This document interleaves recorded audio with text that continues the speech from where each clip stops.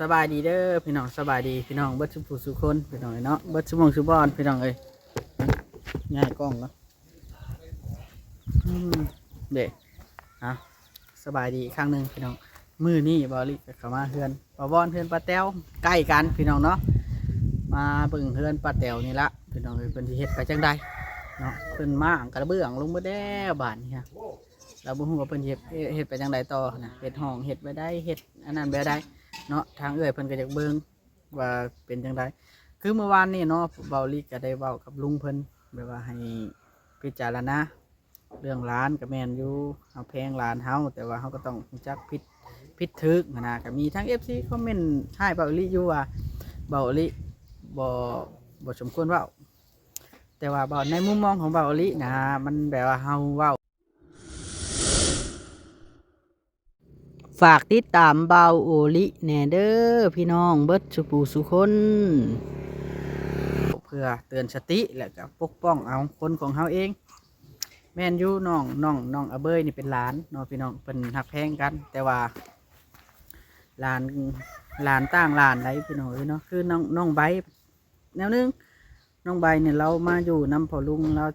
จะเป็นลูกว่าฉันจะแต่ว่าน้องอาเบยนี่กำลังมาเห็นกันตอนนี้คือเอาสำนั่นแหละพี่น้องเนาะหนึ่ง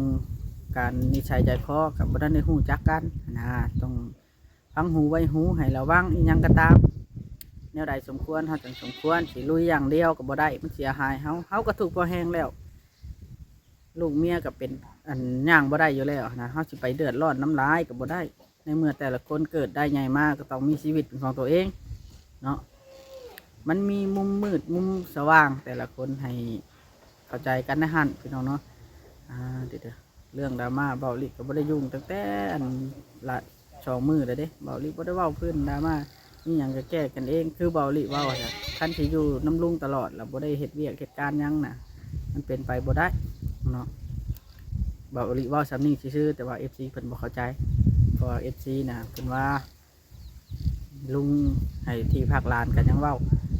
มันโมเมนต์ว่าเฮาบ่ให้ที่พักนะให้ได้พี่น้องเนาะต้องสมเหตุและก็สมผลเฮากับฮู้ผิดถูกโซดีฮู้เบิดทุกอย่างเนาะเพราะว่าเฮาเป็นผู้ถ่าย FC เพิ่นเบิ่งสิ่งใดที่เฮาอยากนำเสนอให้เป็นกลางเฮาก็เป็นกลางได้สิ่งใดที่มันอยู่ที่ยูทูบเบอร์สิถ่ายเพราะฉะนั้นซะยูทูบเบอร์สิถ่ายนี่นะบ่ฮู้ว่าน้องอาเบยไปไสนี่แม่นนอนอยู่บนนอนไปนั่นนาพี่น้องเนาะก็คือเป็นนั่นแหละเบาลีคือเป็นห่วงทั้งด้านไอ้นายแน่ทั้งด้านอันประวอนแน่สมมติว่าลุงกับหลานลุงอยู่ดอกแต่ว่าเขาบ่เคยเห็นกันบ่เคยอาศัยไปเพิ่งกันกันมาอยู่ถึงเป็นเดือนเป็นปีบ่เห็นยังนะมันบ่ถูกต้องเด้เขาก็เลยเว้าไว้พี่น้องเลยบ่ได้แม่นดอกว่ามีเจตนาว่าอยากให้เอาเบยนี้จัดการบ่ได้มีเท่าแต่ว่าเขาเว้าไว้เพื่อคนของเขาเองคนของเขาเองแล้วเขามาช่วยเพิ่นจนผูกพันกันแต่ว่าเขาก็บ่ได้เครียดกันอย่างเพิ่นจะคือแบบว่าคนหักแพงกันนะเอาพี่น้องไปเบิ่งน้ำกันไปถามน้องน้องอาเบยกันเราไปใส่เนาะมัน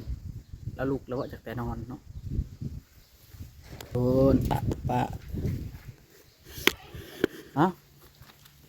เป็นได้ลุงน้องอาเบยตื่นแล้ววะน่ะยังอยู่บ่อนบ่เดี๋ยวนี้ เอานั่นแหละเบิ่งเอาลูกหลานไผมันเดี๋ยวสิไปเบิ่งเฮือนป้าแตวก่อนเอามาอัปเดตเรื่องป้าแตวน้องเอาเบอร์กระตื้นแต่เศร้านั่งอยู่บนนอนแบบนั้นแล้วพี่น้องเลยเอาก็ต้องเว้าในนามที่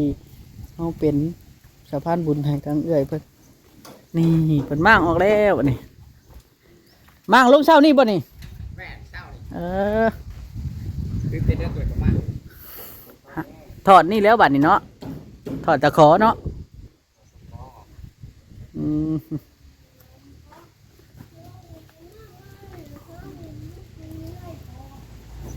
หนาวลมอยู่เหมือนลมหนาวจุด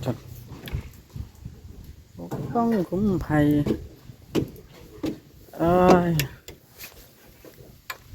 หนาว สบายดีเด้อป้าสบายดีสบายดี เอากินข้าว บกกล้องอะไรแห้งนำขึ้นมาติ บ่ได้ขึ้นมาเสือก เอาเป็ดเบิ่งป้าบ่พอนั่งบ่พอนั่งนี่นะทางนี้นะมันเป็นทางในแม่นบ่ โดย เป็นทางในเนาะ โดย ประตูละสิใส่บนนี้แม่นบ่แผนการในอยู่ในแผนการหั่นน่ะ ใส่บนนี้เก้า แล้วก็บ่อนใดอีกมีสองอันเด้ ได้ ใส่บนนี้บ่ ที่ เออ ขันห้องอยู่นี้ ตัวนี้ล่ะป้าลุงเอ้ย มีบ้านลงคุณแล้วขันห้องอยู่นี้เพราะว่าเป็นห้องน้ำเปิ้งห้องผู้ชายลูกเอ้ย เออ ขั้นสองห้องนะ ห้องเปิงเนาะว่าเปิง ห้องผู้ชมผู้ชาย ก็คือขั้นห้องเดียวขั้นให้มันเป็นห้องเดียวนี่ โดยอันนี้ห้องแรมนี่แล้วก็ขันนี้แล้วก็อันนี้ก็ขันไปแบบเป็นห้องเดียวเลยอีกฮะในนี่ แอมมาจะพุ่นแล้วก็ชุดแล้วก็ไม่จะมาขันไม่นี่เพราะว่ามันเป็นห้องผู้ชายเขาขันไว้ อืมแบบอ้อมจึดแล้วก็อันประตูอยู่นี่อันนึงอยู่หันอันนึงเนาะ โดย แล้วปองเยี่ยมได้บัดนี้ สมมุติว่า เอี้ยมหันต้นนี้หันสิใส่ทั้งหัวใส่ทั้งหัวอันนี้ก็ใส่ทั้งคาง สมมุติมันสองปองเนาะ โดยคือสุกสองปอก หนึ่งใส่ทั้งนั้นโอ้ ตาปากขีดดอกก็คือสิวันในใด อืม ถ้าถามเพื้นเพื้นว่าใส่ แจ้งรถมืดบ่ได้มีปะ ใส่ปองเยี่ยมบ่ ก็ใส่ในใส่ก็ใส่ตาปากขีดว่าตามเพื้น ตัวนี้ล่ะบ่แอมบ่ตัวนี้ เพื้นว่างบพุทธนี้เพื้นว่า อืม เรางบพุทธนี้เพื้นให้แอมจะค่านี้เพื้นว่า ก็เฮือนกว้างเนาะคือนั่นแหละหนึ่ง แอม หนึ่งสองสาม ขาดใส่กับแอมป้าก็ดีใจ อืม ป้าก็ดีใจว่า โอ้นี่ดิใส่หลังคาแล้วก็คืออยู่ได้บัดคันเป็นไปได้เอาห้าวมาใส่อยู่นี่เนาะ โดย เอามาใส่ยานเด็กน้อยตกเด้เวลาคนขึ้นมากินข้าวกินน้ำก็กินอยู่นี้เด้ โดย ทำไม เออว่าเฮือนเราต่อออกเรื่อยๆเด็กพี่เนาะ โดยเพื่อฉัน เฮือนบ่ได้เป็นแบบเนาะ ได้เป็นคันแป้งหอยว่าวได้นี่จังได้ซ้ำนี่ไม่เก่าป้าก็เอาใส่น้ำก็ได้มันพอใส่ได้เอาใส่น้ มันต้องได้ใช้ไม้หลายคือว่าแหละ ำโดย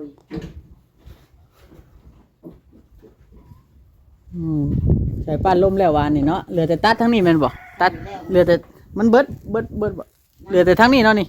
โดย ตัวนี้น่ะ ใส่ท่านี้ได้มือเสานี่ใส่มือนี้แล้วพอท่านยาใส่ต่ออีกแล้วก็วางตัวนี้ลง โอ้ ต่ออันคอท่านเอาไปแล้วท่านกะทิคือน้ำมุ่งเลยเป็นร่มจะกำลังเลยก็ตั้งเส้นแล้วก็นี่จะทาเพิ่นสั่งไม่ โอ้บัตรอันนี้มันได้จ้ะเอายังอัดนี่ มันเซล่านี่แหละนี่อัด เออ เอาเซล่าอัดเพิ่นว่ายังเหลืออยู่ อันพวกทวารมันนี่บ่ทวารมันนี่เอาเชอร่าบ่ โดย อันแบบนี้เนาะ โดย โอ้สิเบิดหลายเติมอยู่เชอร่านี่ แล้วก็อันตั้งเส้นเปล่าไม่กะอันเพิ่นว่าอันเฮ็ดชี้ห่างจังหน่อยก็ได้ถ้าเอาอยากเฮ็ดได้ก็เฮ็ดกันนั้น ตั้งเส้นนี่เฮาเอาแต่เส้นตั้งแต่เส้นขวางเฮาบ่ใส่ก็ยังได้บ่ก็ได้ เส้นตั้งเลย เพราะว่าคันใช้เชอร่านี่เฮ็ดแต่เส้นตั้งอย่างเดียวก็ได้ นอกจากวางปองเอี่ยมเฮา โดย ปองเอี่ยมข่อยว่าบ่ใส่ทั้งนี้ฮะใส่ทั้งหัวข้างเดียวกันเลยชาจะข่อยขึ้นได้เพราะว่าทั้งนี้มันเป็นวางนั่งเล่นอยู่แล้วเฮาบ่จำเป็นต้องไขออกมา สุดแรกจะเพิ่นว่าเพิ่นเฮ็ดได้บอกเฮ็ดได้แค่นี้ บ่ความเห็นเนาะอันนี้ก็ได้ข่อยว่าจะใส่ทั้งนี้เลยใส่มันเลย ข่อยว่ามันสิคักไว้นะ ทั้งหัวก็ได้เลย เพราะว่าเฮาไข่ทั้งข้างนะครับบ่จำเป็นต้องไข่ก็ได้อยู่แล้วไข่มันเกะกะกันซื่อ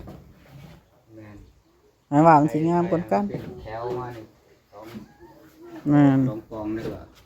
ย้ายทั้งนี้ก็เลี่ยนตันด้วยก็ได้เนาะ แม่น ตันเลย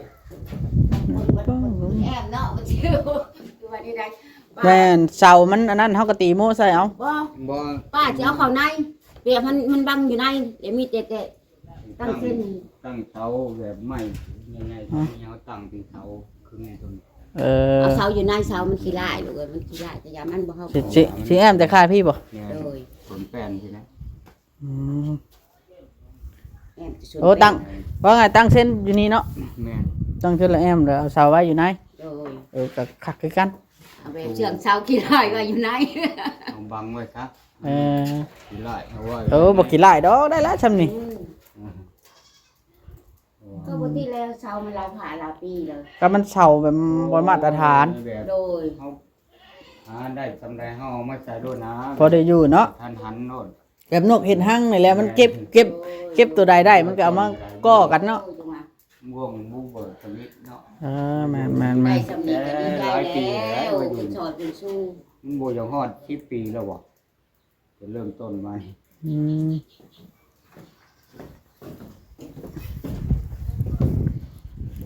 ไม่ผมไม่มื้อนี้ก็ได้เอา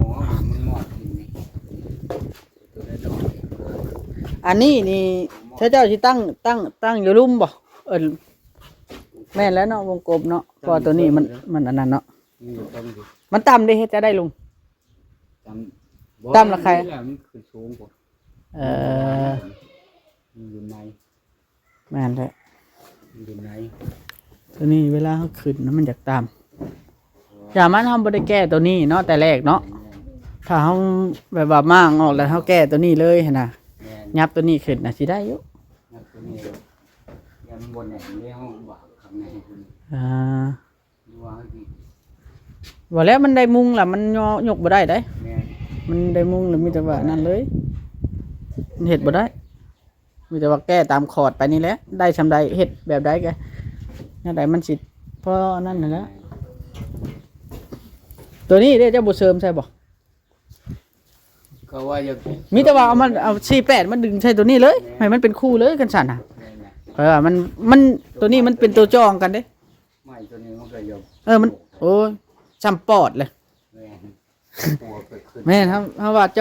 องไว้น่าจะดี มีปวดขึ้นเลยมันหัวเสาเขาอยากขับมันไม้เลยใช้ไม้เนาะ เพราะว่ามันจองกันเพราะว่ามันเพื่อนมันอยากเอ็ดไปทางนั้นเลย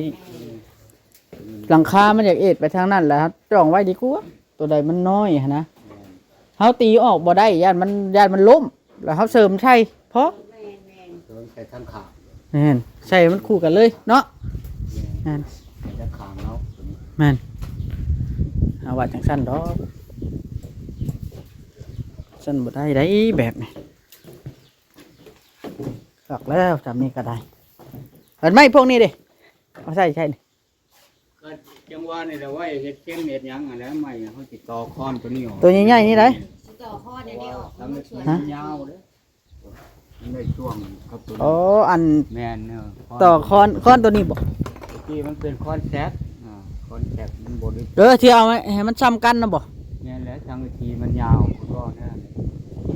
มันซ้ำ แล้ว กัน เป็นโผอันนั้นเป็นคือไอ้คำเห็นนี่แหละเป็นยาว คือช่วงนั้น ยาวหลายมันก็บ่ขับได้ใช่ค่อยว่า หลายมันล้มนี่แหละมันยางมันล้ม ช้าค่อยว่าบ่ค่อยว่า ธรรมดาย าวน่ะเฮาตัดออกโลดจังว่าเพราะว่าเฮือนเฮาน่ะมันยาวโพดมันก็บ่ครับ มันล้มเลย แม่นนี่นะนี่เนี่ยเฮา มันเป็นแซกต่างหาก ต่อก็เฮาอยากให้ต่อตัวเดียวนี่เพราะว่าเฮาจะให้มุงคันใดนี่ช้าเฮาได้ คันนี้มันตัดออกแล้วมันตัดคือว่าตัดเข้ามาได้หัว บ่ ตัดเข้ามาทางใน แต่เมื่อไปแก้มันได้ บ่ชัดบ่ได้ แม่บ่ได้บ่ มาสับกันเลย ซ้ำอยู่แต่ว่ามันตัวนั้นทางนั้นมันก็ต้องยาวซ้ำกันเหมือนบ่กันซ้ำน่ะถ้าใจข่อยเด้อบ่ความเห็นข่อยอยากให้ต่อแต่ตัวนี้แล้วให้มันมุงคันใดนี่ตัวอื่นละตัดข่อยว่าไปนะให้มัน มุงพวงกันได้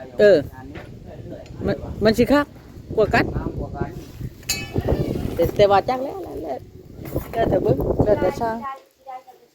ไม่สิได้บ่แล้วก็ตัดเอาก็ไว้เฮ็ดอันอื่นก็ยังได้เฮ็ดคอกบอกคอกแบ่ก็ได้ สิได้ มัน มัน จะจิงงามไปเนื้อเอาตาออก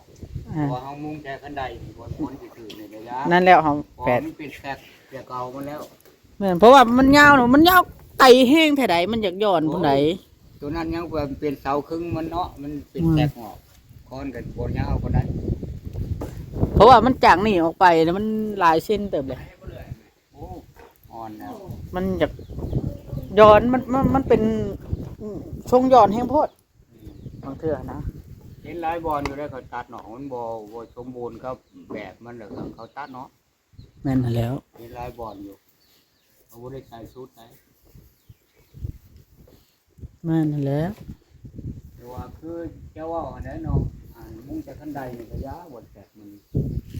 แม่นแล้วเพราะว่าเฮาจะมุ่งแต่มุ่งไปฮอดพุ่นน่ะเฮาต้องมุ่งเอาแต่บันไดนี้ แม่น คันที่ว่าเอามุ่งจนสุดพุ่นก็แม่นอยู่แต่มันบ่ช่วงสิคักบันไดว่าก่อนเฮาจากตัวนี้นะมันยาวโพดเด้แล้วจังว่าปรึกษากันกับเฮียบอสอีกทีนึงนั่นก็ได้เฮาบ่ได้นั่นเฮาเข้ามาถ่ายนำก็ซื้อเนาะเฮาบ่ได้ตัดสินใจได้ ตากัน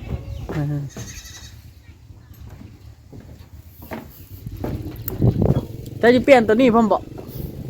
ตัวนี้ นี่ว่ารู้ว่าอย่าง เชิญมาบ่ มันต่ ยกขึ้นบ่ ำ ยกขึ้นแล้ว พอไม่รู้มันจะขึ้นหัวเขาคนต่ำตัวย กขึ้นรถ แก้ตัวไปคน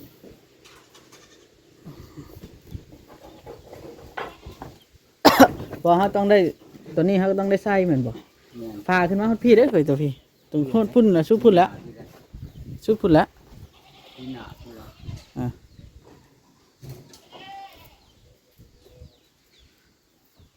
มันบ่อยากเรียบเนาะพื้นนี่มันบ่อยู่ระดับเดียวกัน บอกตัวนี้มันเป็นตัวสูงแล้วก็เทละน้อย มันเฮ็ดเทื่อละน้อยเนาะ ก็เทละน้อยเละน้อย กระยามัน นี่ก็ห้องอันนี้ได้กี่ แล้วมันจะเป็นแล้วมันอยากเป็นตั้มบัดนี้ตัวนี้เนาะอื่นละสูงกว่าได้อยู่ถ้าเบิ่งบัดแล้วพุ่นละ แก้มันจะแก้ตัวนี้แหละ แม่น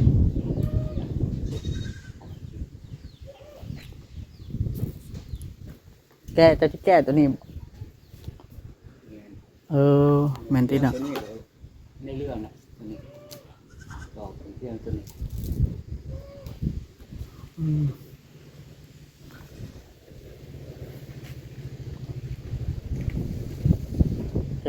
แล้วแต่คักอยู่ดอกไว้ได้ก็ได้เพราะเฮือนมันมีแต่งานแก้เนาะมันบ่แม่นงานออกแบบใหม่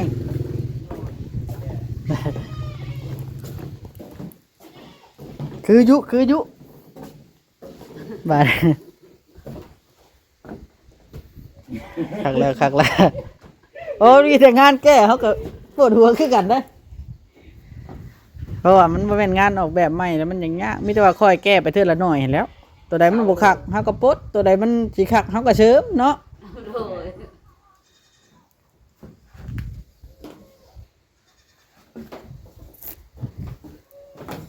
การแม่นเฮาว่าบ่ทันได้ใส่อันหลังของหลังคาจะว่าเฮาปลดเสาตัวมันเด้งนี่ออกเนาะแล้วเฮาเอาตัวไม้มาต่อหั่นน่ะ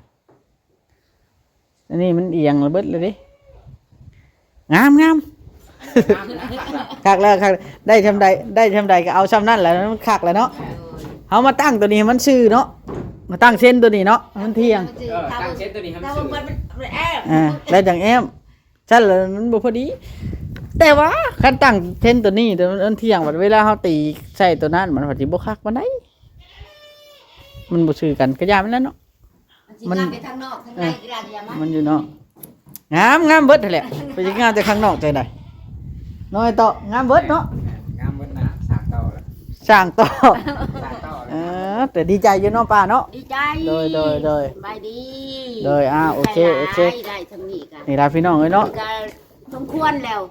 นั่นมีแต่ว่าค่อยเฮ็ดไปถ้าเจ้าก็ได้ โดย ค่อยเฮ็ดไป บนเขาเพราะว่า ช่างต่อทอดอันนวดนี่เด้อบาดนี้เนาะทอดนวดลุยนะบ่าวบอกอย่าไปเสียบเหรียญมันสิช็อตนะมันสิได้มันดำได้จักหน่อยนะเดี๋ยวพี่น้องลงมือกันนะโอเคพี่น้องเนาะบาดนี้นี่ล่ะบ่ลิบ่มันต้องมุ่งมาเพียงนี่ล่ะพอตัวนั้นน่ะเฮาต่อแต่ด้านเดียวนี่คันเฮาต่อเบิดเฮาก็สิได้เสริมมันนี่อีกนี่หมอชีญัวบ่เขาเอิ้นว่าชีญัวบ่เขาต้องได้เสริมจุมันเขาต่อเขาต้องได้เสริมตัวอันนี้อีกเนาะนั่นแหละเฮาว่า ต่อแต่ตัวนั้นละง่ายแล้วมันต่อเสริมมันมาฮอดพี่บัดนี้เพื่อค้อนทั้งสีอีกฮอดพี่รุ่นจนชีวิตช่ำอีกหลังหนึงนะมาพี่หรือว่าไปนั่นกับคักคือกันปุ๊บวะมันจะกวงคักคือกันเนาะคักกันแต่ว่าเขาต้องได้อันเสาข้ามไว้แล้ว บ่ค้ำก็ได้ โอ้ข้ามก็ได้มันหักปานใดแล้วใส่จัก3 เสาไม่เช่นนะเอาว่าแล้วเราปรับดินเทพื้นนี่อุ้ยสุดยอดโอเคเด้อพี่น้องเนาะพอลิสิได้ขอตัวกันถ่ายให้เพิ่งสำนี้ละพี่น้องเอ้ยฝากกดไลค์กดติดตามคือเก่าพี่น้องสบายดี